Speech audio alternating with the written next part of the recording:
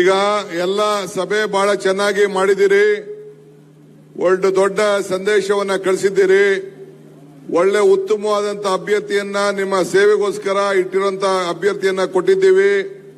ತಾವೆಲ್ಲ ಒಗ್ಗಟ್ಟಿನಿಂದ ಬಹುಶಃ ನಾನು ಎಲ್ಲ ಕಡೆ ರಾಜ್ಯದ ಎಲ್ಲ ಪ್ರವಾಸ ಮಾಡಿದ್ದೀವಿ. ಎಲ್ಲ ಕೋಲಾರ ಸೀಟು ಎರಡು ಸತಿ ಬಿಟ್ರೆ ಯಾವಲ್ಲ ಕೂಡ ಕಾಂಗ್ರೆಸ್ಗೆ ಒಂದು ದೊಡ್ಡ ಭದ್ರಕೋಟೆ, ಒಂದು ಉತ್ತಮವಾದಂತ ಅಭ್ಯರ್ಥಿ ನಿಮ್ಮ ಮನೆ ಬಾಗಿಲಿಗಿರುವಂತದ್ದು. ಎಲ್ಲರ ಒಗ್ಗಟ್ಟಿನಿಂದ ನಾವು ಈ ಅಭ್ಯರ್ಥಿಯನ್ನ ಕೊಟ್ಟಿದ್ದೇವೆ. ತಾವೆಲ್ಲ ನಮ್ಮ ಅಭ್ಯರ್ಥಿಯ ಹಸ್ತದ ಗುರುತಿಗೆ ತಾವೆಲ್ಲ ಸಹಾಯ ಮಾಡಬೇಕು ಅಂತ ಹೇಳಿ ತಮ್ಮಲ್ಲಿ ನಾನು ಪ್ರಾರ್ಥನೆ ಮಾಡ್ತಾ ಇದ್ದೇನೆ. ನಾನು ಅಭ್ಯರ್ಥಿ ಹೆಸರನ್ನ ನಾನು ಯಾಕೆ ಹೇಳ್ತಾ ಇಲ್ಲ ಅಂತಂದ್ರೆ, ಪಾಪ ಎಲೆಕ್ಷನ್ ಅಕೌಂಟ್ಗೆ ಅವ್ರ ಹೆಸರು ಬರ್ತಾರೆ. ಅತಿ ಹೆಚ್ಚು ಸೀಟನ್ನ ಈ ರಾಜ್ಯದಲ್ಲಿ 20 ಸೀಟ್ ಖಂಡಿತ ಬಂದೇ ಬರ್ತದೆ. ನೀವು ಕೇಳಬೇಕು, ನಿಮ್ಗೆ ಕೊಟ್ಟಂತ ಅಧಿಕಾರದಲ್ಲಿ ನೀವೇನ್ ಮಾಡಿದ್ರಿ?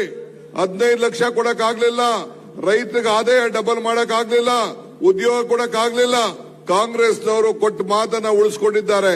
ಈಗ ಆಮೇಲೆ ನೀವು ನೋಡಿದ್ರಲ್ಲ, ನಿನ್ನೆ ವಿಜೇಂದ್ರ ಹೇಳಿದ್ದಾರೆ ಗ್ಯಾರಂಟಿನ ನಾವು ನಿಲ್ಲಿಸ್ಬಿಡ್ತೀವಿ ಅಂತ ಹೇಳಿ.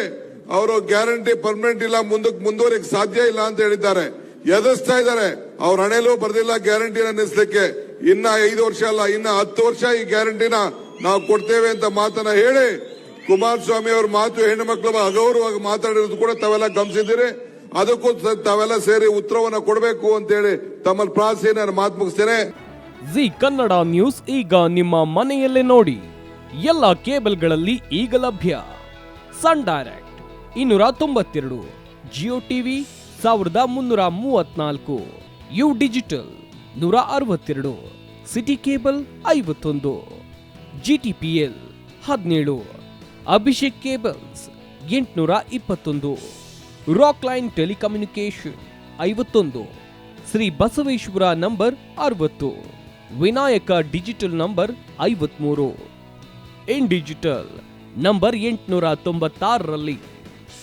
ನಿಮ್ಮಿಸ್ತದ ಜಿ ಕನ್ನಡ ನ್ಯೂಸ್ ನೋಡಿ ಆನಂದಿಸಿ.